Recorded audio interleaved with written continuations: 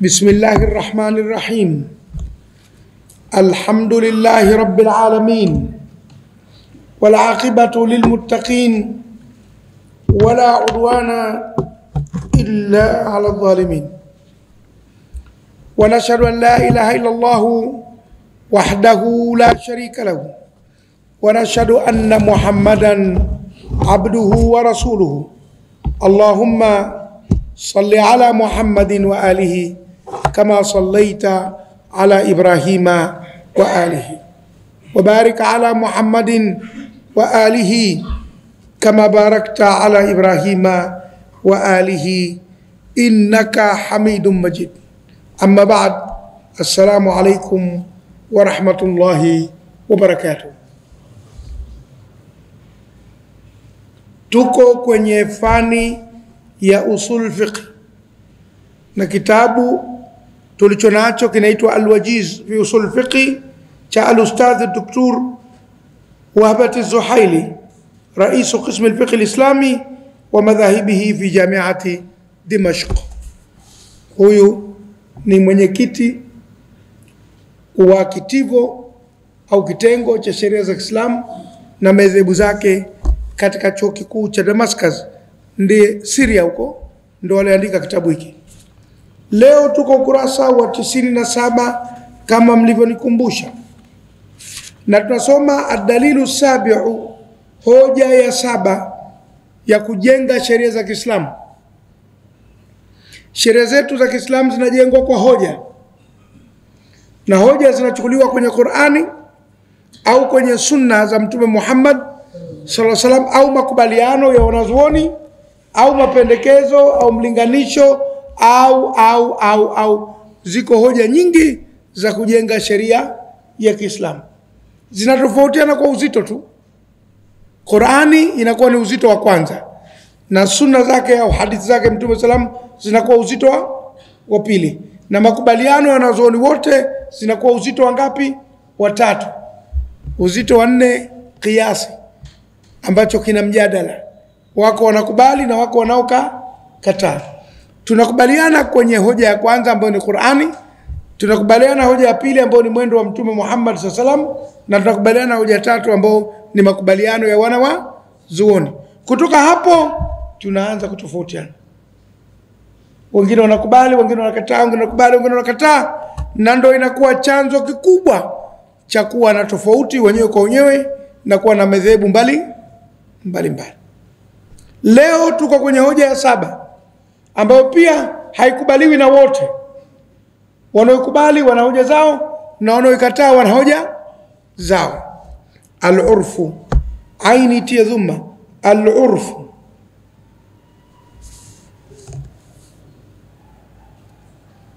Al-urfu ina maana mbili hii katika lugha. Maana inayokusudiwa hapa ni mazoea, desturi. Waislamu wamezoea kufanya jambo na ni desturi yao kufanya jambo. Kwa mfano, desturi za watu wa ukanda wa pwani, ikifanyika harusi panapikwa wali, ndio urfu. Ikiwa ni pilau au wanaojipata kidogo uwezo wao wa juu, biriani. Au watu wa vijijini huko hali si nzuri sana, wali mweupe. Au wakati mwingine pilau na wali mweupe kidogo kwa wale ambao hawatumii mafuta. Lakini unaweza kwenda katika jamii nyingine katika bara la Afrika ukakuta siku ya harusi unapikwa ugali na nyama nyingi tu. Na unaweza kwenda katika sehemu za Asia siku za harusi zikaanguka chapati kwa mchuzi, mikate, paun, kalio paun. Kuleni mikate. Na unaweza ukenda ukakuta mahala mazoea ni bokoboko, langano au la mchele, torshe au harisa. Ukenda mazoea mengine ukakuta mseto uliopigwa pondwa ndo kichiro au kichiri. Kila mahala pana desturi zake. Urfu, mazoea. Hii ndio maana tunayozungumza hapa ya urfu. Iko maana ya pili ya neno urfu, ni upanga wa jogoo. Urfu dik. Jogoo yule anakuwa na nini? Ana upanga hapa mbele, ana kipande cha nyama aghlabu kinakuwa chekundu. Kile kinaitwa urfu vile vile. Lakini sio madhumuni ya hapa. Watu wa Kongo ya DRC wanawita zabanga. Na hata watu wa Burundi wanaita hivyo zabanga. Zabanga ni ule upanga wa jogoo. Ndio maana kwambia siku moja yule rais wa mwanzo wa Zaire alikuwa, baada ya kumpindua Patrice Lumumba, aliingia madarakani, alikuwa anaitwa Mobutu Sese Seko Nguku wa Zabanga. Mobutu Sese Seko. Nguku kwao ni kuku. Nguku ni kuku na Zabanga ni upanga. Nguku wa Zabanga yani kuku wa upanga, wanamkusudia jogoo. Na alikuwa akitengeneza vile vikofia, alafu anaunganisha kipande hapa kinakuwa cha rangi nyekundu. Hata watu wa Afghanistan katika vilemba vyao wanapiga vilemba, alafu baadaye wanatia kitu chekundu hapa mbele. Na kule kwao kina jina jingine kile. Nafikiri kinaitwa Pashto. Ndio wale kabila lao wengine wanaitwa Mapashtun au Mapashto, wanaweka upanga. Kwa hivyo usichukue maana ya urfu ya upanga, chukua maana ya urfu ya mazoea au desturi, mazoea ya watu. Adalilu sabiu, hoja ya 7 ya kujenga sheria za Kiislamu, al-urfu, mazoea. Mazoea ya jamii yanaweza kutengeneza sheria. Taarifu, utambulisho hayo mazoea utasomeshwa alfarqu bainahu wa baina alijma'i, tofauti baina mazoea na baina makubaliano ya wanazuoni. Makubaliano ya wanazuoni ni jambo jingine na mazoea ya watu ni jambo jingine. Atayasema hujjiyatu, hoja yake au nguvu yake ya hoja. Haya mazoea yana nguvu ya hoja katika sheria kwa kiasi gani? Alafu mwisho tatbiqatuhu, utekelezaji wake. Huku ndo tutaka kuona mifano ya hayo mazoea yanavyofanya kazi kwenye sheria. Anaanza kipengele cha kwanza, taarifu huu, utambulisho wake. Al-urfu, mazoea, huwa kullu, ni kila kile ambacho atadahu nasu, wamekizoea watu, wasaru alaihi, na kwenda nacho, min kulli fi'lin, katika kila kitendo, shaa bainahum, kimeenea baina yao. Wamekizoea na kimeenea baina yao. Kama sisi kwa mfano, akdi, ufungishaji wa ndoa ukifanyika msikitini, tunakula nini? Halua, kikizidi kidogo nyama au sambusa. Lakini ikiwa imefungwa ndoa alafu mkaambiwa baada ya ndoa mtashuka, mtakwenda nyumbani kwenye harusi au mtakwenda kwenye ukumbi, kinakuja nini? Ubwabwa kama pilau au biriani. Haya ni mazoea. Nilisema siku moja nikiwa Pemba miaka ile ya 80, nasoma Chanjamjoiri School, palifanyika harusi kwenye msikiti mmoja pale Chanjamjoiri. Lakini harusi hiyo ilifanyika baada ya salati al-Isha. Kwa tukakaa pale, tumemaliza harusi, ukashuka muhogo wa nazi kwa chukuchuku la chazal na mabirimbi kibao na chai ya rangi imeungwa kwa asali. Mimi sikusikitika kwa sababu nilijua ndio mazoea ya watu. Baada ya chai unampelekea mtu wali. Lakini mimi kwa sababu nilitokea Unguja, huku nimekulia Unguja, nimelelewa Unguja, kule ni upande wa baba yangu. Kwa nimekwenda nikasema nilidhani itakuja halua labda kwa nyama na kahawa hivi au sambusa, likashuka hogo bwana. Lakini limeungwa kwa nazi barabara na chuzi la chaza limejaa mabirimbi na chai ya rangi imeungwa kwa asali. na viungo vingine, tukala na ilikuwa jambo la kawaida tu, raha, watu wamefurahi, wala haikuwa kwamba labda ilikuwa kero. Kwa hivyo tunachosema mazoea yanaamua. Tumeelewana? Usilazimishe kuchukua mazoea ya Ulaya ukaleta Afrika, ya Afrika ukapeleka Ulaya, au ya Arabuni ukaleta Afrika ukapeleka Ulaya, si lazima.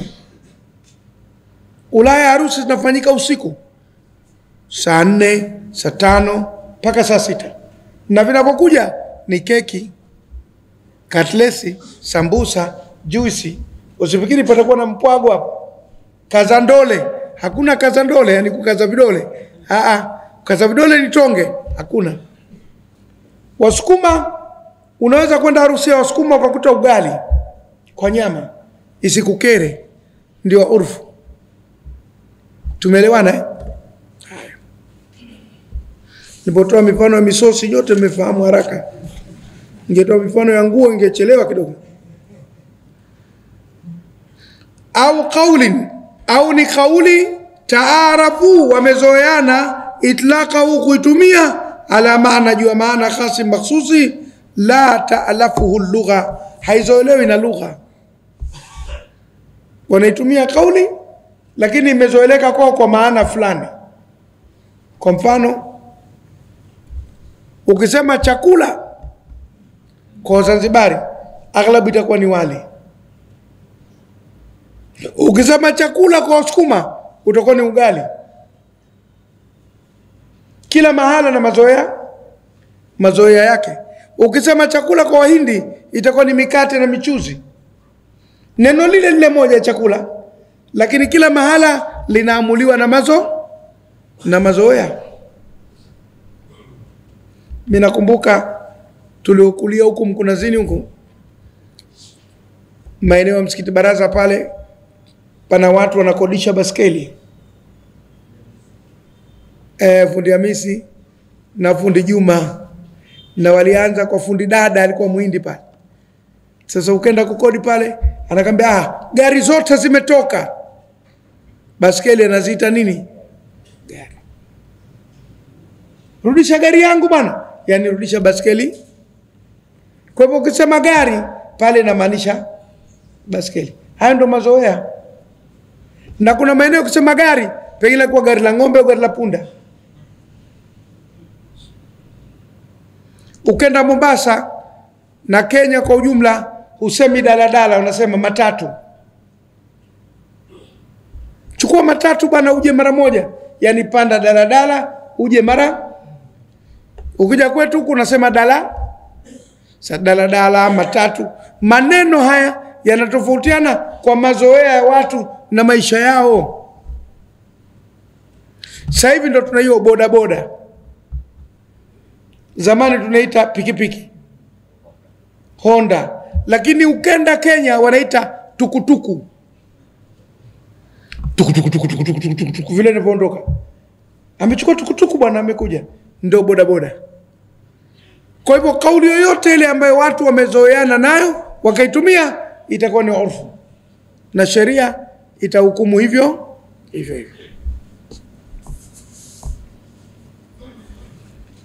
Wala yatabadaru ghairuhu inda samai, wala haiji haraka chenginecho wakati wa kusikia.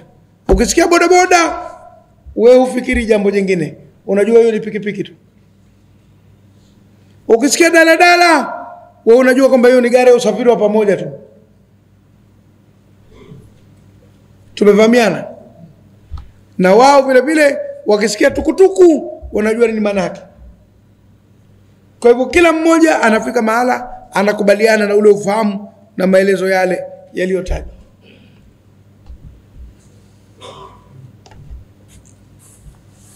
Wa hadha yashmulu al-urfa, na hili linakumba mazoea al-amali ya kivitendo, wal urfa al-qawli, na mazoea ya kikauli. Kuna mazoea ya kivitendo na mazoea nini ya kikauli. Mithalu al-awwal, mfano wa mwanzo mazoea ya kivitendo, itibaru nasi, kuzingatia watu, bai'a al-mu'atati, biashara ya kupeana, min ghairi wujudi sighati lafdhiyya, basi na kuwepo muundo wa kimatamshi. bei biashara ya kupeana tu. Kwani ukipanda daladala conductor akishasogea kwako unafanyaje? Unampa nauli na anakurudishia nini? Humwambii bwana nimepanda daladala yako nataka nifike ninakokwenda kwa hivyo nakulipa hizi 500. Nasema nimekubali kukupeleka unapotaka kwenda na kurudishia hizi 200 kwa mujibu wa sheria ya nchi, nauli ni 300. Yanatumika hayo? Kinachofanyika ni nini? Unampa narudisha. Ndio bai'ul mu'atati, bei ya kufanyaje? Ya kupeana. Kwenye supermarket, kwa wale unajua maana ya supermarket, nafahamu kwa darasa hii inakusanya watu wa aina zote, watu wa daraja la juu, la kati na la chini. Wengine tangu wamezaliwa mpaka wamefikia umri huu wana nywele za kila mahala, hawajawahi kuingia supermarket. Najua hiyo. Na wakiona wanaweza kudhani kuwa ni kituo cha polisi. Lakini ukifika supermarket, wewe unakwenda unachukua kile kigari kile cha kukokota, unabeba bidhaa unazozitaka, unafika panapohusika, zinapitishwa kwenye mashine, unatajiwa bei yako, risiti inatoka, unalipa. Hakuna cha kusema wala uulizi maziwa shingapi hapa, siagi shingapi, vimeandikwa bei zote, zimeandikwa kwenye yale makopo na maboksi. Kwa biashara pale ni kupeana tu, mnakuwa kama mabubu. Na ndio maana unakuta watu wakienda nchi za nje hawana haja ya kujifunza lugha kwa ajili ya kuingia supermarket.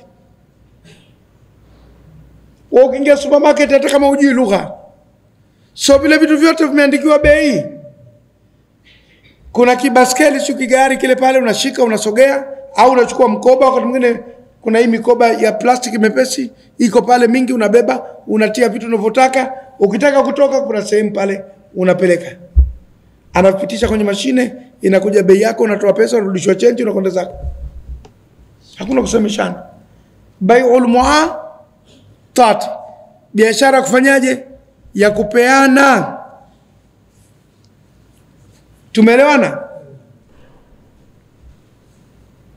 Min ghairi wujudi sighati lafdhiya, pasina kuwepo muundo wa matamshi. Wa ta'arufum, na kuzoeana kwao, qismat al-mahri, kuyagawa mahari, fi zawaji, katika ndoa, ila muqaddamin muajjalin, kwa kilichotangulizwa cha haraka, wa muakharin muajjalin, na kilichocheleweshwa si cha haraka. Haya si mazoea yetu. Baadhi ya jamii zina mazoea, akioa hatoi mahari yote, hasa katika nchi za Kiarabu. Kama kaambiwa mahari 1,000,000, anatoa 500,000. Anasubiri mpaka ale mzigo. Sijui vijana kama mmefahamu maana kula mzigo, au ni seme waziwazi? Aonje, kuonja alafu atambakishia nani? Ale. Baada ya kula mzigo ndo anamaliza nusu iliyobaki. Katika dhehebu la Hanafi ndo utaratibu hasa. Kwa sababu gani? Kwa sababu sheria inasema anaweza kulipa mahari akaingia ndani akamkuta ana kasoro, pengine kajenga ukuta, yaani kwenye utupu wake pameota kifupa, kila akipeleka mtu mzima ko hodi, haitikiwi karibu, hodi, hamna cha karibu, hodi, geti la chuma sege. Ibaneo huyo hafai. Mahari nusu yatarudi kwa sababu amemkashifu, na wengine wasema yanarudi yote kwa sababu ana ila. Kwa hivyo wao hawatoi mahari yote, wanatoa nusu, alafu wanasubiri mpaka akila mzigo ndo anafanyaje? Anamalizia. Lakini haya ni mazoea. Kwetu sisi sio hivyo. Kwetu sisi tunalipa mahari yote. Kwa wao mazoea wanalipa nusu advance, alafu wanasubiri mambo ya kitiki yamekwenda sawa, anafanyaje? Anamalizia. Mazoea tunasema, kama hatuna mazoea hayo hatuendi hivyo. wenye mazoea hayo watakwenda hivyo. Wataarufuhum, na mazoea yao, akla alkamhi, kula ngano, wal urzi, na mchele, walahmi dhani, na nyama ya mbuzi au albakari au ya ng'ombe, katika mazoea shughuli karamu. Sisi kwetu mazoea wakati wa karamu ni wali kwa nyama ya ng'ombe, ikiwa pilau, ikiwa biriani, ikiwa wali mweupe, ingawa mara nyingi wali mweupe unakwenda na vikuku kidogo. Ndo mazoea. Wengine ni wali kwa mbuzi, wengine tusema mikate kwa mchuzi, wengine ni bokoboko, wengine ni ugali kwa nyama, wengine ni muhogo kwa chaza au kwa samaki, kama tulipozungumza. Kwa kila mahala pana mazoea yake na taratibu zake. Hizo ni mithalu al-urfi al-amali. Wa mithalu al-urfi al-qawli, na mfano wa mazoea ya kauli tu, taarufu nasi itlaqa al-waladi, mazoea ya watu kuita mtoto ala dhakari duna al-untha, kwamba ni mwanamme si mwanamke. Waarabu wakisema walad, wengi wao wanakusudia mtoto wa kiume, ingawa kwa mujibu wa lugha walad anaweza kwa mtoto wa kiume au mtoto wa nini, wa kike. Lakini wamezoea kusema walad wanamkusudia mtoto wa kiume. Sisi hatuna hayo. Sisi kusema mtoto ni mtoto tu, anakuwa mwanamke, anakuwa mwanamume. Kwa mazoea. Na kwa hivyo mtu kabla hajafa akisema pesa hizi mpeni mwanangu, akasema atuhu waladi, atapewa mtoto wake wa kiume, hapewi mtoto wake wa kike. Kwa mazoea ya lugha yao ya Kiarabu, neno walad linamhusu mtoto wa kiume zaidi, ingawa neno waladi katika lugha halisi ya Kiarabu linaweza kumhusu mwanamume au mwanamke. Kama vile ukisema natoa wasia, mimi nakufa sina mtoto, lakini mali yangu wahudumiwe maimamu wa misikiti au maimamu tu, tutawapa nani? Si wale wanaosalisha? Kwani hakuna madhehebu zinasema mwanamke anaweza kusalisha wenzake? Akisalisha wenzake atakuwa imamu au imamu? Apewe naye? Au mazoea imamu ni mwanamume tu? Kwa hivyo tutakwenda kwenye hukumu ya nini? Ya mazoea. Tumeelewana? Mazoea yatafanyaje? Yataamua. Au akisema bwana, mimi nimetengeneza hizi dawa lakini nakaribia kufa, dawa hizi waruhusiwe kutumia wenye ndevu tu. Kwani hakuna wanawake wanaota ndevu? Je, itakuwa imewahusu wao au utachukua mazoea kwa wenye ndevu ni wanaume? Tutakwenda kwenye mazoea ambao ni nani? Ni wanaume. Au akisema kwamba bwana, nchi yangu hii mimi naongeza mishahara kwa madereva, kwani aghlab madereva watakuwa nani? Sisi nchi madereva wanawake wapo, lakini madereva wanaoendesha transport, mfano magari ya mizigo, magari ya daladala kwa Zanzibar, ni wanawake au wanaume? Dar es Salaam sasa hivi daladala zinaendeshwa na wanawake. Hapa tushaanza. Makondakta tayari ndio wanakuja huko, tujiandae, wanataka kutuvalisha nepi na sisi. Kwa hivyo tutakwenda kwenye mazoea. Tumevamiana vizuri hapo? Hiyo ndio maana yake. Kwa hivyo asema taarufu nasi itlaqi alwaladi ala dhakari duna aluntha, mazoea watu kutumia neno waladi kwa ajili ya mwanamume sio mwanamke. Wa adamu itlaqi lafdhi lahmi ala samaki, na vile vile kuto kutumia tamko la nyama kwenye samaki. Kama mtu akila kiapo, wallahi billahi tallahi sitokula nyama kwa mwezi mzima, je, samaki ale asile? Kwani samaki hana nyama? Lakini je, mazoea ukisema nyama, samaki anaingia? Kwa hivyo mazoea yanaweza yakaiamua sheria. Kwani daktari kwambia bwana, wewe nakuandikia hapa dawa lakini usile nyama. Ukija huku kuku utamla, samaki, kwa sababu ukisikia nyama utahesabu ng'ombe, mbuzi, kondoo. Kwani kuku hana nyama? samaki hana nyama, pweza hana nyama, lakini mazoea yataamua neno nyama manake nini.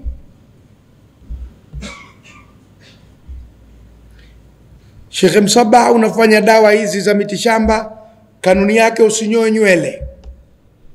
Nywele gani zinazozika? Masharubu, ndevu. Ukenda South Africa, kwani hizo si nywele? Lakini mazoea ya neno nywele. Tumelewana kwenye urfu. Kafurahi bali kwamba huko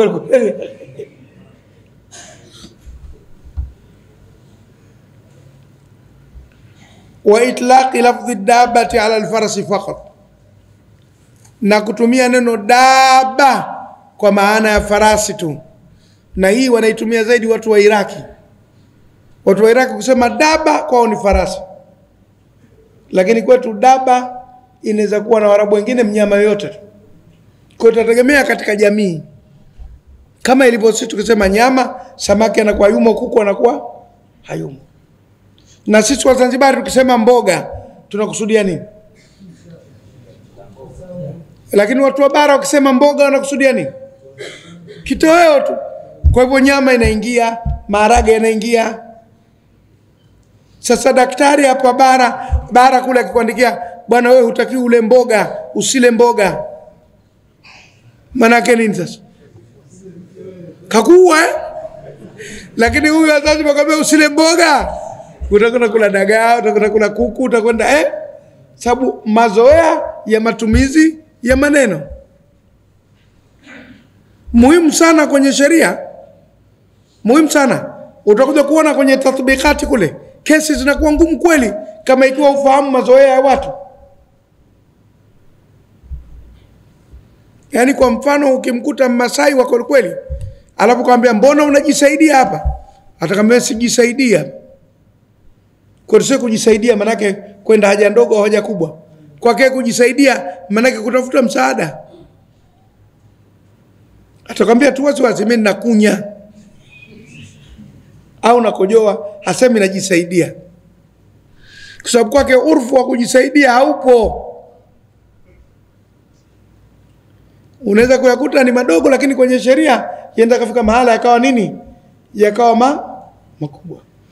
Kuna kipindi walituita kwenye baraza la Kiswahili kupitisha baadhi ya misamiati, na watu wa dini pia tukaitwa. Tuna baraza la Kiswahili la Zanzibar na kuna baraza la Kiswahili la Tanzania. Tunapishana kidogo katika uamuzi wa matumizi ya maneno. Baraza la Kiswahili la Tanzania alitaka kupitisha neno kutongoza kwa maana ya kushawishi tu. Kwa kama mimi hapa na kushawishini nunueni kitabu fulani, wasema na kutongozeni mnunue kitabu fulani. Sisi kwetu kutongoza lilikuwa neno gumu sana. Manake kumtaka mwanamke azini na wewe. Sasa tukawaambia, ukiwaambia wanaume na kutongozeni, wanaweza wakacheka. Lakini ukiwaambia wanawake na kutongozeni, wanaweza kaondoka. Kwetu sisi hatuwezi kukubali neno kutongoza kwa maana ya kushawishi. Kutongoza ni kushawishi kwa ajili ya ngono haramu. Maana kata mkeo ukimshawishi utakuwa umtongozi. Unamuomba haki yako, anaichelewesha tu. Kwa hivyo matumizi ya lugha ndio yanayotamba katika mlango huu. Tumefahamiana? Walfarqu bainahu wa baina al-ijma', na tofauti baina ya mazoea na baina ya makubaliano wanazuoni. Anna al-ijma'a, kwamba makubaliano wanazuoni mabnahu, ujenzi wake ni itifaqu mujtahidil umma, mawafikiano ya wenye kujitahidi katika nini? Katika umma. Piga mstari kwenye mujtahidi. Ijma'i lazima wawe ni watu wasomi waliofikia daraja la kujitahidi na kuonesha rai zao katika dini. Wakikubaliana inakuwa ijma'i. Kwa hivyo si makubaliano ya watu wa kawaida, ni makubaliano ya wasomi waliofikia kiwango maalum cha nini? Cha elimu ya sheria ya dini ya Kiislamu. Hiyo ndio ijma. Ni kama kusema bunge limekubaliana, baraza la wawakilishi limekubaliana. Haya ni makubaliano maalum, kwa sababu wale ni watu waliochaguliwa, waliokula viapo mpaka wakafika mahala wakafanya uamuzi. Si makubaliano ya watu wa kawaida tu ndani ya jamii. Ndio ijma'i. Imeeleweka? Makubaliano ya wasomi wa sheria ya Kiislamu. Wa amma al-urfu, amma mazoea, fala yushtaratu fihi al-ittifaq. Kwanza haishurutishi kuafikiana. Wa inma yakfi, lakini inatosha fi ndani yake suluku al-aktharia, mwenendo wa walio wengi, bima fihim al-awamu wal-khawasu, wakiwemo watu wa kawaida na watu maalum. Fa huwa ashbahu bisira, basi hii inafanana na mwenendo tu au tabia. Ukiuliza lini walikaa wakakubaliana kwamba harusini lazima papikwe wali, hakuna kikao kilichokaa. Yule kafanya, yule mwingine kaiga, yule mwingine kaiga, limeonekana bora. Hakuna mahali walipokubaliana. Umenielewa? Na halafu waliokubaliana wenyewe wala si watu wasomi na ni wataalamu, ni jamii tu imekubaliana hivyo. Kwa hivyo inakuwa vigumu kusema kuwa haya ni makubaliano ya kundi fulani. Ni mambo yanajitokeza, halafu watu wote wanaiga na wanafuata. Hii mitindo ya vijana hii, anaanza mmoja tu panki au kiduku, mwingine anaona anaiga, na mwingine anaona anaiga. Mwisho unakuta watu 100, 1000, 10,000, 20,000 wana mapanki na viduku. Walikaa lini wakakubaliana? Huo ndio urfu. Tumefahamiana? Si makubaliano, lakini ni mazoea tu yanajitokeza. Kama siku ya sikukuu utaona watu wengi sana siku ile ya Salaidi, ama wengine wanavaa vilemba au wengine wanavaa maagal, yani wanavaa vitu si vya kawa. Lini walikubaliana mavazi yale? Mmoja kaona mwenzake kapenda na ikavaa, mwingine kaona mwenzake kapenda na ikafanyaje? Kavaa, yanageuka kuwa mazoea. Tumeelewana tofauti ya ijma'i na urfu Tusonge mbele. Anwa'uhu, aina zake. Al-urfu biqismaihi, al-amali wal-qawli. Mazoea kwa vigawanyo vyote viwili, vigawanyo vyake vyote viwili. Qismaihi, qisma, vigawanyo vyake vyote viwili, ya kivitendo na kimaneno. Imma urfun amun wa imma urfun khasum. Ama yawe ni mazoea ya pamoja au mazoea maalum. Ni mazoea wote au mazoea ya watu maalum. Kama mfano ulaji wa tambuu, ni mazoea lakini ya watu wa jamii fulani tu. Unywaji wa kahawa ni mazoea lakini watu wa jamii fulani tu. Si kila jamii inakunywa kahawa, na si kila jamii inakula nini? Tambuu. Unajua tambuu unaisikia tu. Pampat, pampatai. Ni majani fulani yanatiwa na vitu vya ziada, ukitafuna analeta kama ganzi, lakini yanaleta msisimko vile vile kwenye mwili. Ndio yanaitwa tambuu. Lakini pia nayo ni dawa kwa upande mwingine. Majani. Wahindi ndio wanajua zaidi tambuu. Pampat, pampatai, pampache. Haya. Kwa hivyo hayo ni mazoea ya jamii fulani. Na unywaji wa kahawa vile vile ni mazoea ya jamii fulani. Si wote. Hata ulaji wa mirungi ni mazoea lakini si ya jamii zote. Ziko jamii zimezoea na ziko jamii hazijazoea. Al-urfu al-am, tunaanza mazoea wote. Huwa ma taarafu aghlabu ahli al-biladi, ni yale ambayo wanazoeana nayo watu wengi wa miji. Fi wakati min al-awqati, katika wakati miongoni mwa nyakati. Kama sisi Zanzibar tumezoea siku ya Idi ile asubuhi kula vitu kama keki, katlesi, sambusa. Haya yashazoeleka kuwa ni mazoea. Ingawa wako baadhi ya watu wako kwenye ile asili. Ukenda asubuhi unaweza kukuta ndizi mbichi zimechemshwa kwa supu. Sisi tumezoea kula vikeki keki nini, au kama mchuzi virosti kidogo. Na mchana tumezoea nini? Kazandole, wali. Mgunya anasema kaza nini? Kazandole, yani vidole kama hujavikaza wali huwezi kula. Ukivilegeza vidole wali utapenya, lazima ukaze vidole. Tumezoea kazandole mchana. Haya ni mazoea. Kuna wengine wamezoea mikate, michuzi, wengine hayo makeki, wengine tu nyama za kuchoma hivi, mazoea. Kataarufim, kama kuzoeana kwao, aqda listisnai, mikataba ya kutengenezesha vitu. Mikataba ya kutengenezesha kitu au mkataba wa kutengenezesha kitu ni mazoea tu, kwamba unakwenda unamwambia fundi nitengenezee kabati, unampa pesa advance, alafu yeye anamalizia, unamalizia na pesa. Au unampelekea fundi kiatu, bwana kiatu changu kimechanika hichi, unampa, anatengeneza, ukirudi ndio unamuuliza shilingi ngapi. Tumevamiana. Siku hizi tumekuwa na mazoea mengine sio yameanza kuingia. Asili yake ilikuwa nchi za mbali, hasa Asia. Mtu akitaka kungarisha viatu India, anakwenda mahala na uweka tu mguu wake, havui kiatu. Yule jamaa anakingarisha kiatu kimo ndani ya nini? Ndani ya mguu. Sisi mazoea yetu kufanyaje? Halafu anakuwekea na sandals pale, unavaa. Inaonekana kama vile kuweka mguu kasafishwa, kiatu kikiwa ndani ya mguu ni dharau. Lakini kwao kule ni jambo la kawaida, wala si dharau. Unampa sente. Mazoea. Kuna mazoea ya uvutaji wa sigara. Unafika dukani, nipe sigara, nakupa sigara, halafu yeye muuzaji sigara ndo anaiwasha sigara ikiwa mdomoni. Sisi kwetu unaiwasha mwenyewe au kibiriti kinaning'inia, unawasha mazoea kila mahali. Sizungumzii kwamba inafaa wifi, inazungumzia yale Tumeelewana? Wako wengine kwenye bucha, ukenda unakata nyama mwenyewe. Unachukua kisu, unakata mwenyewe unachotaka, unapima, anakupa bei. Sisi kwa tukaiguse nyama, atakupiga ngumi moja nzito sana. Kwani mali yako hii? Ndio mazoea yalivyo.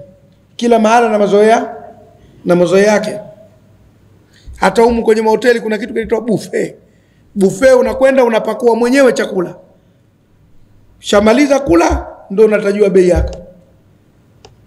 Hizo hoteli za kawaida mazoea ni kwamba ukifika unatoa oda ndio unaletewa hicho chakula unachokitaka. Na zile za zamani zilikuwa kishakula unalipa. Siku hizi nyingi unalipa kwanza.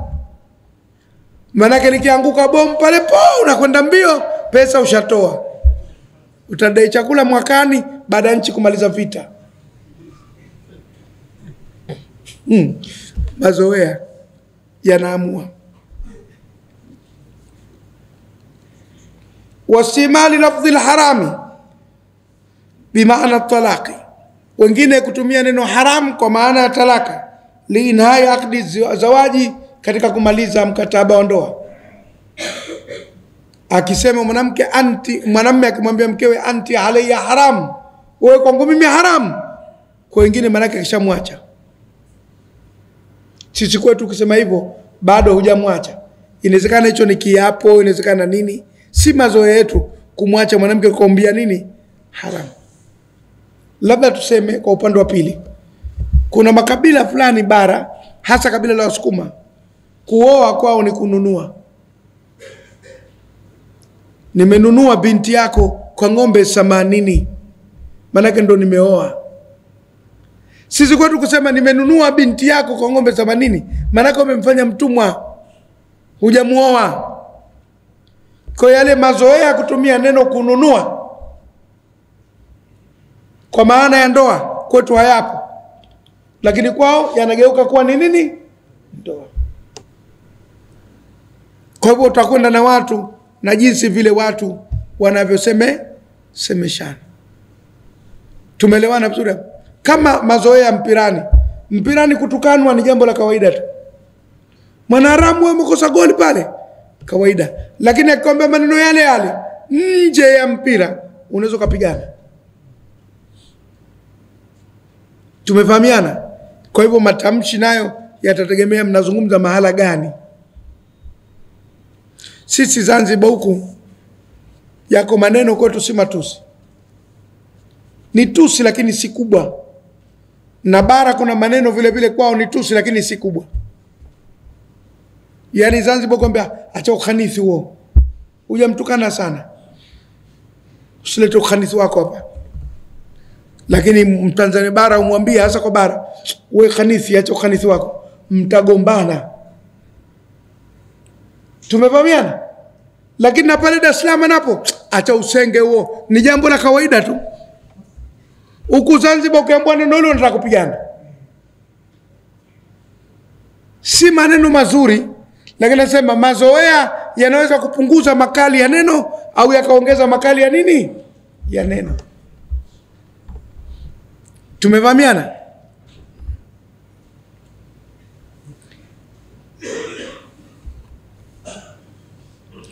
Wadukhuli alhammami, na kuingia chooni, min ghairi takdiri muddati almukthifi, pasina kukadiria muda wa kukaa huko chooni.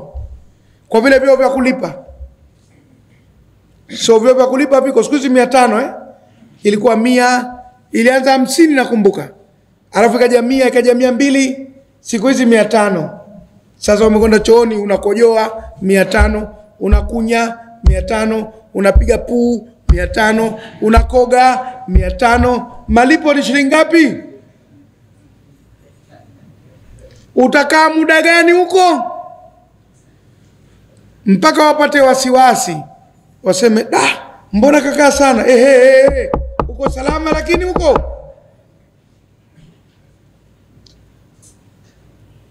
Ilikuwa 50 nakumbuka.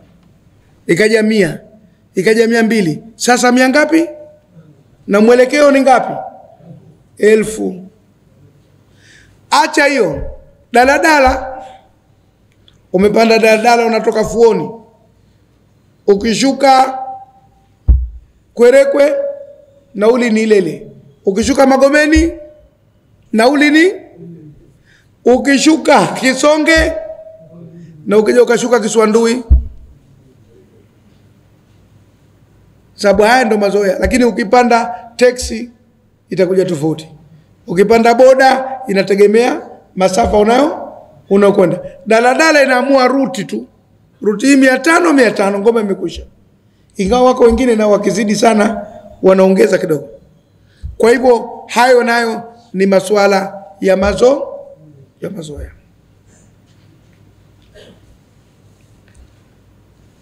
Basi na kukadiria muda wa kukaa ndani yake. Yanaamuliwa kwa mazoea tu. Al-urfu al-khas, haya ni mazoea ya watu wote. Sasa kuna mazoea ya watu maalum. Huwa ma yataarafu ahlu baldatin, ni yale ambayo wanazoeana nayo watu wa mji fulani au iklimin au jimbo fulani au taifatin au taifa muayyana fulani minan nasi, la watu.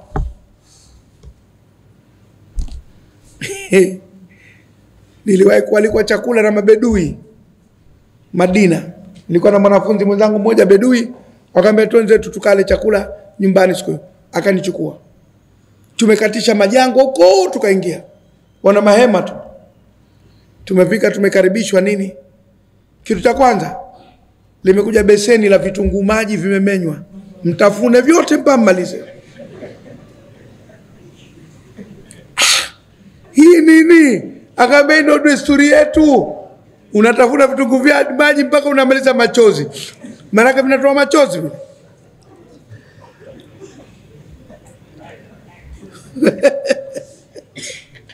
Sijui nani angeweza. Nilikuwa na babaisha tu. Anaambia kula kidogo asione umedharau. Mepiga vitunguu maji kama 5 hivi hoi. Hoi tabani na tumbo linalia. Halafu inakuja nyama ya kuchoma. Natafuna nyama, mnasawazisha matumbo. Kwa hivyo wale wana ile ratiba ya vyakula. Unaanza vitunguu maji. Asa ogopa usije ukaenda India ukaletewa sinia kwanza ya pilipili. Utafune kwanza pilipili, alafu ndio kije chakula, si balaa hiyo. desturi za watu. Wengine wanaanza na maziwa, wengine kama Wamanga originally wa Arabu wa Omani wanaanza na tende. Piga tende mpaka unachoka utamu, inakuja kahawa. Takdumu wanaita. Sasa zile itifaki za vyakula zinatofautiana baina nchi na nchi, desturi na desturi, taifa na Sisi Waswahili tutazoea kama futari vichanganywe vyote, unatia mkono unapotaka. Haya. Ka itlaqi lafdhi dama, kama nilivyosema kutumia tamko la mnyama, fi urfi ahli al-Iraqi, katufafanulia katika mazoea ya watu wa Iraki, ala al-farasi khas, kwa kumsudia farasi tu. Ukisema mnyama wangu anaumwa, maana yake farasi wangu. Lete mnyama, maana yake lete nini? Farasi. Na mazoea ya Dar es Salaam, mnyama kafungwa, simba hiyo. Wakisema mnyama wanakusudia klabu ya Simba. Mnyama kaanguka, mnyama karoa, maana Simba imefanyaje? Imefungwa. Watoto wa Jangwani maana ni Yanga. Watoto wa Jangwani ni Waarabu. Yanga au Arabu hawana hata kidogo. Lakini ndio mazoea. Orfu. Tumefahamiana? Wajalu dafatira tujari, na kuyafanya madaftari ya wafanya biashara hujjatan, hoja fi ithbati diyuni, katika kuthibitisha madeni. Maana zile vile vitabu vya risiti, kama vitabu vya risiti vya sokoni, vya manispaa, kwa hivi vinatosha mahakamani kusema unadaiwa ushalipa, hujalipa au ushalipa. Cheki. Siku hizi tuna mjadala mkubwa sana, tumewahi kujadiliana juu ya message kwenye simu. Zinaweza kuwa ni authentic document, ni waraka unaotambuliwa na sheria. Mathalan, mtu kakutukana kwenye message, unaweza kumshtaki. Ukenda mahakamani akisema simu hii sikuwa nayo mimi, au iliibiwa hii simu, nimeisaka mpaka ikarudishwa, kwa hivyo waliokutukana sio mimi. Acha hiyo. Mwanamke kapewa talaka kwa njia ya message, kafika mahakamani, shaachwa, mume wake asema sijamwacha. Ilikuwaje? Nilikuwa nimelala na mke mdogo akachukua simu yangu akaandika, nishakuacha wewe mwanamke, sikuhitaji tena, nimepoa na huyu mke wangu mwingine. Kwa talaka katoa yeye mume, sikatoa mke mwenza. Lina mjadala mkubwa kwa mujibu wa sheria. Message ni authentic au sio authentic? Inathibitisha au haithibitishi? Mpaka yule mwenye simu akubali kwa kweli message hii imeituma mimi.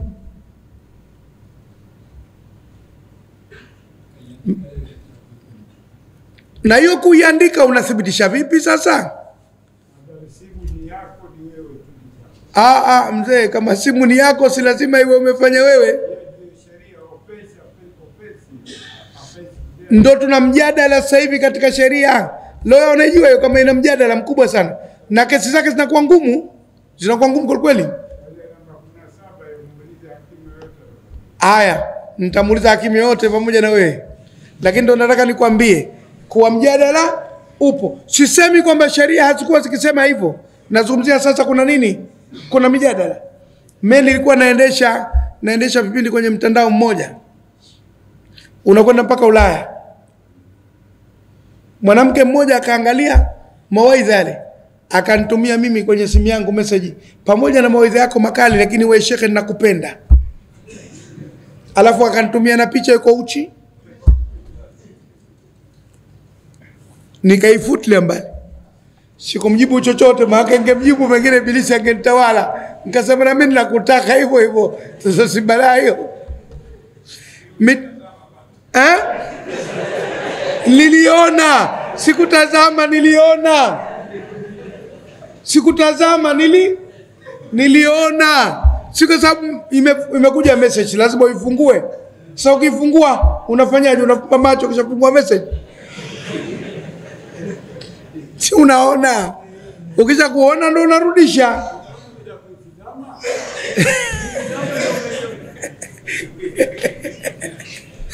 Basi niliona bwana, na kafanana na mtoto wa Ahmed Baharani. Sikumjibu, nikanyamaza kimya, kwa sababu ningemjibu ndo ningeanzisha mazungumzo.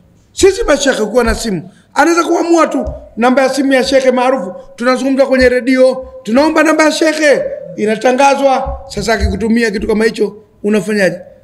Na wewe kimeingia, unataka kujua kwamba imetumwa nini, unafungua pap, unaona mambo hadharani, Sasa unafanyaje? Ndo dunia ya leo ina ugumu wake. Uchamungu ule wa kuinamisha uso chini kama guruguru haupo tena. Lazima unyanyue uso juu uyaone yaliyopo, halafu ya kukubali ukubali, ya kukataa ukatae. Hakuna njia, utashindwa. Siku moja alikuwa anafundisha mhadhara mkubwa wa wanawake, niko kama mwanamke mmoja kakaa mwisho kule. Basi ikawa kila nikizungumza anatazama kuna huku, kuna mtu anatikisa kifua hivi. Hii nini? Anaambia shekhe, maliza muhadhara tuzungumze. Ndio manake. Sasa utayakwepa vipi?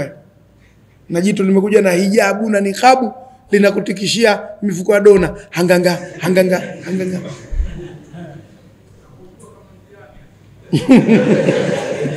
Akijua ataniua, anizike na talaka. Twende bwana. Tumevamiana mambo ya urfu yalivyo. Hatari. Amma binadhari limada iqrari shar'i lilurfi, ama kwa kutizama upeo wa kuthibitisha sheria hayo mazoea, wa adami iqrari, na kutokuyathibitisha, fayankasimu alurfu ila urfin sahihin wa urfin fasidin. Mazoea yanagawika katika mazoea yaliyo sahihi na mazoea yaliyo mabovu au ambayo si sahihi. Sheria inavyoyatizama mazoea, inakubali sheria ya dini ya Kiislamu kwamba mazoea nayo yanaweza kuamua jambo, lakini inategemea ni mazoea gani, mazoea sahihi au mazoea mabovu. Msije mkajenga mazoea mabovu kwamba katika shughuli lazima kwanza mgawane waini kidogo muipate, alafu tena ndo muingie kwenye shughuli. Mazoea hayo sheria itakataa. Au mmejenga mazoea siku ya harusi wanawake wavae wanavyotaka, wakate viuno mbele ya wanaume. Mazoea hayo yakatakataliwa. Tunakubali kuwa mazoea yanaweza kutengeneza sheria katika upande wa dini ya Kiislamu, lakini mazoea hayo yasitoke ndani ya mistari na mipaka ya dini ya Kiislamu. Tumeelewana vizuri hapo? Ndio anasema yanagawika katika mazoea yaliyo sahihi na mazoea yaliyo sisa. Tunaanza al-urfu sahihu, mazoea sahihi huwa ma taarafu nasu, ni yale waliozoeana nayo watu, duna an yuhilla haraman, pasina kuhalalisha la haram, au yuharrima halalan, au kuharamisha la halali. Kwa mipaka yetu iko kwenye halali na haramu. Mazoea yote yakiingia kwenye haramu yatakuwa hayafai, na yakizuia la halali au la wajibu, ikawa mmekwenda kwenye harusi mpaka mnaacha sala, itakuwa hapana, hilo litakuwa halifai. Tumeelewana vizuri hapo? Yani mazoea katika dini ya Kiislamu yanaweza kukubaliwa kuwa ni kigezo cha kutengeneza sheria, lakini kwa sharti la kwamba yafate utaratibu wa dini ya Kiislamu na miko yake. Kataarufi mtakdima arbunin fi aqdi al-istithnai, kama mazoea yao watu kutanguliza advance arbun chochote fi aqdi al-istithnai, katika mkataba wa kutengenezesha kitu. Arbun ni kitu chochote. Kwa mfano unakwenda kumtaka mtu akutengenezee kitanda, unampa advance. Kama kitanda cha 200,000 unampa 100,000, alafu akimaliza unammalizia ile advance. Inaitwa maloya, mnajua advance. Advance ni mazoea kwamba unatoa kitu kwanza kabla hujafanyiwa kile unachokitaka. Ile mazoea yale Uislamu unakubaliana nayo, kwa sababu yule mwenzio naye anahitaji pesa za kwenda kununua baadhi ya nini ya vifaa, kuwa na uhakika kwamba kweli wewe kitu hichi unakitaka. Kwa hivyo hata kwenye harusi mmepeleka posa, alafu mnaambiwa kwamba sawa tunajipanga, lakini kwanza mlete advance mahari. Tumekubali, lakini leteni kwanza advance nini? Mahanafi wanafanya sana, wanatoa advance alafu baadaye wanakuja wanamaliza. Kwa hivyo hiyo haina tatizo, kwa sababu ni mazoea yaliyokuwa hayajengi haram, yanajenga udhibiti wa ile sheria yenyewe. Wata'arufihim, na kuzoeana kwao, anna zawjata la tantaqilu ila baiti zawjiha, kwamba mke hahamii kwenye nyumba mumewe illa baada qabdhi juz'i min al-mahari, mpaka iwe ameshakabidhiwa sehemu ya mahari. Yani yeye mmefunga ndoa, lakini huyu bwana hajatoa chochote katika mahari, hamumruhusu kuchukua mke. Umeelewa?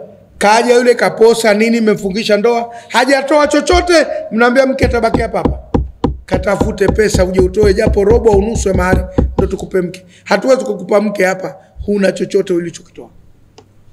Haya ni mazoea. Tumefahamiana? Maana tunakabidhi mke bure, itakuwa umeozeshwa gharama, alafu kila kitu deni, mpaka uroda wako huo deni 100%. Mazoea, lakini yanazingatiwa na sheria. Wa anna al-mahra qismani, na kwamba mahari katika mazoea yanagawanywa katika vigawanyo viwili, muajjalun wa muajjalun, yanayotangulizwa na yanayocheleweshwa. Si lazima unaweza kulipa yote, lakini yako mazoea watu kulipa nusu alafu akamalizia nusu ya mwisho. Wa anna ma yuqaddimu al-khatibu, na kwamba anachokitoa mposaji, al-khatibu mposaji aliyepeleka posa, athna al-khitbati, wakati wa kutoa posa, yuaddu hadia, itahesabiwa kuwa ni zawadi tu, wala isajuza min al-mahri, wala si sehemu ya mahari.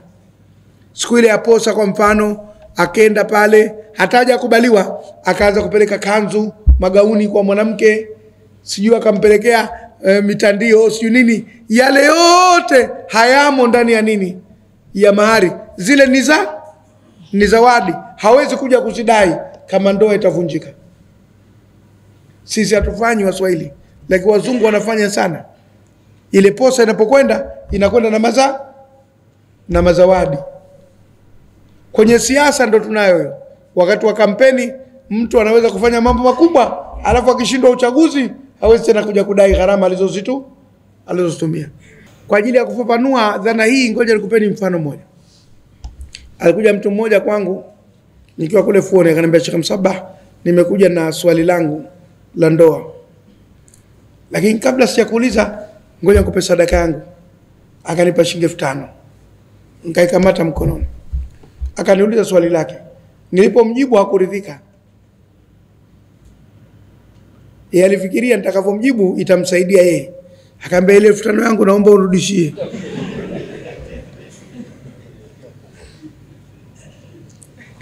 Sasa huyo katoa advance kabla hajauliza swali. Jibu limekuja halimridhishi, 5,000 naitaka mwenyewe. Nikaambia, nakutia adabu, sirudishi. Kwa sababu uliponipa ulikuwa hujaniuliza. Hii kiingiacho kwa mganga akirudi. Sasa tunakuonesha kuwa katika ndoa zawadi zinazotoka kabla zinakuwa hazidaiwi tena. Tumefahamiana vizuri hapo? Kwa sababu si sehemu ya mahari. Ndo kwanza mnajipendekeza. Ina ugumu hiyo. Sasa kuna jamaa mmoja alimsomesha mwanamke mpaka akapata degree, kwa matumaini ya kwamba atakuja kufanyaje? Kumuoa. Alipomaliza kupata degree yake, yule mwanamke akasema, wewe mjinga, mimi ni msomi, siwezi msomi kama mimi kuolewa na mjinga kama wewe. Akaambia, lakini huo usomi wako uliupata kwa nguvu za huyu mjinga unayemkataa sasa. Akasema, hebu piga hesabu, gharama yako shingapi, nitatafuta namna ya kukulipa. Jamaa alikuwa analia kama mtoto mdogo. Matumaini ni kwamba anamsomesha aje amuoe. Matokeo yake aliposoma akamwona yule anamsomesha ni mjinga, hastahili kuwa mumewe. Tuyatazame mambo haya kwa umakini kidogo vitu vinavyotoka kabla ya mambo ya posa na nini vinachukua sura nyingine. Kisheria yule mwanamke alikuwa sahihi, lakini kiutu hakufanya jambo la sawa sawa. Kwa hivyo hiyo ndio. Halafu al-urfu al-fasid ma tarafu nasu lakinahu yuhilu harama na uharimu halala. Mazoea mabovu ni yale ambayo watu kweli wamezoeana nayo, lakini yanahalalisha cha haramu au yanaharamisha cha halali. Kataarufi maakala riba, kama kuzoeana katika mambo ya kula riba, wa taamul ma'al masarif ribawiya, na kufanya kazi na taasisi za kiriba bil faida, kwa njia nini ya faida. Kweli ni mambo yamezoeleka duniani, yapo, lakini mazoea hayo hayahalalishi riba. Yanaonesha tu kwamba ulimwengu unatawaliwa na mifumo ya kifedha inayoambatana na nini? Na riba. Lakini si swala kwamba ni halali. Wa ikhtilati nisa'i birijali, na kuchanganyika wanawake na wanaume fil hafalati al-amma, katika sherehe za watu za pamoja, hasa kwenye siasa. Kwenye siasa michanganyiko na wanaume inakuwa mikubwa sana, na kwenye mambo mengine siku hizi mpaka michezo.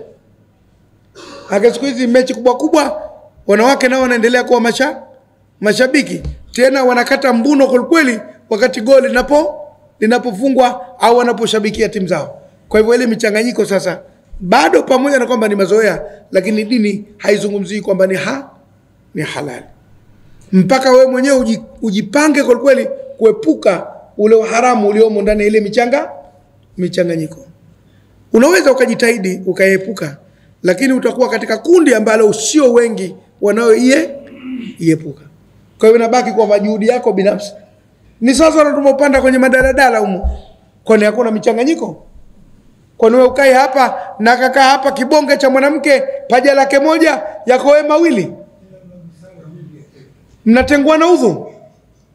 Lakini unajikaza kwa sababu unajipanga wewe mwenyewe na mnakwenda. Na kwenye misafara na mambo mengine hayo hapo, ndio dunia inapokwenda. Lakini wewe mwenyewe sasa jitahidi kwa upande wako unakaa vipi. Wa taqdimi almuskirati, na kupeleka vilevi fi dhiyafa, katika ugeni. Baadhi ya sherehe lazima vilevi, yani vinywaji viwekwe mbele pale. Wewe unakwenda kunywa soda, mwenzako anachukua kitu chengine pale. Kwenye masemina humu tumeshiriki sisi masemina mengi, kwenye mahafla makubwa vitu vyote vinawekwa pamoja. Hiari yako mwenyewe unachagua kipi na unaacha kipi. Warukhasi, na disco fil afrahi, katika maeneo ya furaha, kukata viuno na kucheza, amempata mweupe kama manga na mengineyo ya michanganyiko. Watariki salati, na kuachwa sala athna al-ihtifalati al-amma, wakati wa sherehe kubwa. Mara nyingi sala zinafanyaje? Zinaachwa. Hayo yote nayo ni mashaka kabisa katika mazoea mabovu ya kuivunja sheria ya Mwenyezi Mungu na kujenga mazoea mabaya.